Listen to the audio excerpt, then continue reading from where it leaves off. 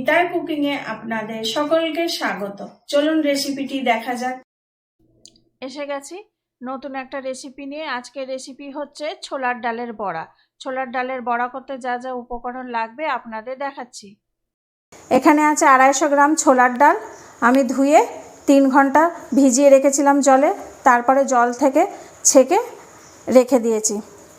এখানে 2টো পেঁয়াজ আছে, আমি ভালো করে ফাইন করে কুচিয়ে নিয়েছি। 3 চামচ আছে ধনে পাতা কুচি, 2 চামচ আছে কারি পাতা কুচি, আর 3 চামচ ছোলার ডাল আমি তুলে রেখে দিয়েছি। এখানে আছে 6টা কাঁচা লঙ্কা আর 1.5 ইঞ্চি আদা কুচি আছে। এখানে লবণ আর চালের গুঁড়ি আছে 2 চামচ, হিং আছে 1/2 চামচের একটু কম, আর লাল লঙ্কার গুঁড়ি হচ্ছে 1 চামচ আছে, হলুদের গুঁড়ো আছে 1/2 চামচ, 1 চামচ আছে গোটা জিরে, আর 1 চামচ আছে গোটা মৌরি, আর ভাজার জন্য আছে সাদা তেল। এবার আমি ছোলার ডালের পেস্ট বানিয়ে নেব। এখানে কাঁচা লঙ্কা, আদা, গোটা জিরে আর মৌরি আছে, সব কিছু দিয়ে আমি পেস্ট বানিয়ে নিয়ে আপনাদের দেখাচ্ছি। ডাল বাটা আমার হয়ে গেছে। এটা আমি একদম মিহি করে পেস্ট বানাইনি, একটু মোটা মোটা করেছি। এবার আমি এর মধ্যে সব রকমের মশলা মিশাবো।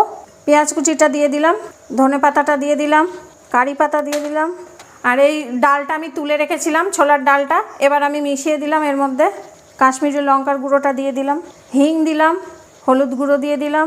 এখানে চালের গুঁড়ি আছে 2 চামচ, সেটা ঢেলে দিলাম। এবার লবণ দেব আমি, এই চামচের আমি 1/2 চামচ লবণ দিলাম। 1 চামচ তেল দেব, তেল দিয়েছি। এবার আমি এটাকে মাখবো।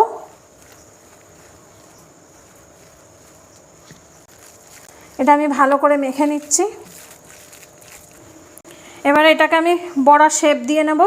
হাতে আগে এরকম একটা গোল্লা পাকিয়ে নেব, একটু হাতে জল নিয়ে নেব, 2 হাতে জল লাগিয়ে গোল্লা পাকিয়ে নেব। তারপরে একটুখানি চ্যাপটা মতন করে নেব। বেশি মোটাও করব না, বেশি পাতলাও করব না। আপনাদের যদি মনে হয় মাখাটা একটু পাতলা হয়েছে, আপনারা একটু চালের গুঁড়ি অথবা বেসন দিয়ে নিতে পারেন। আমি সবগুলো বানিয়ে আপনাদের দেখাচ্ছি। বড়াগুলোকে শেপ দেওয়া হয়ে গেছে, এবার আমি ভাজবো। তেল গরম হয়ে গেছে, আমি গ্যাসের ফ্লেমটা আমি লোতে দিয়ে দিয়েছি। তেলে যখন ছাড়বেন সাবধানে ছাড়বেন, সাথে সাথে নাড়বো না, ভেঙে যাবে। 1-1.5 মিনিট পর নাড়বো। আমি এতে চালের গুঁড়ি ব্যবহার করেছি যাতে বড়াটা আরও ভালো মচমচে হয়। আপনারা যদি চান তাহলে এর বদলে আপনারা সুজি বা অন্য কিছু ব্যবহার করতে পারেন। এবার আমি উল্টিয়ে দেব।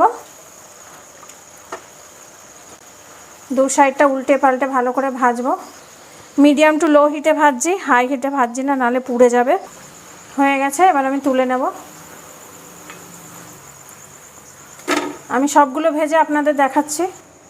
তৈরি হয়ে গেছে ডালের বড়া, আমি প্লেটে সাজিয়েছি, আপনাদের দেখাচ্ছি কতটা মচমচে হয়েছে।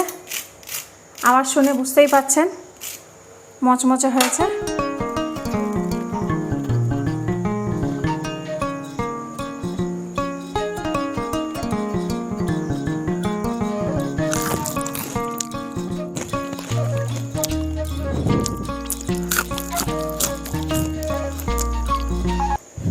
বাড়িতে আপনারা এভাবে বানাবেন, খেতে খুব ভালো লাগে ডালের বড়া। আমি এক্ষুনি খেয়ে দেখলাম, খুব মচমচে হয়েছে। রেসিপিটি যদি ভালো লেগে থাকে তাহলে লাইক, কমেন্ট, শেয়ার এবং সাবস্ক্রাইব করবেন। আর যদি ভালো না লাগে তাহলে ডিসলাইক দিয়ে কমেন্ট করে জানাবেন। সকলে ভালো থাকবেন, আসি তাহলে।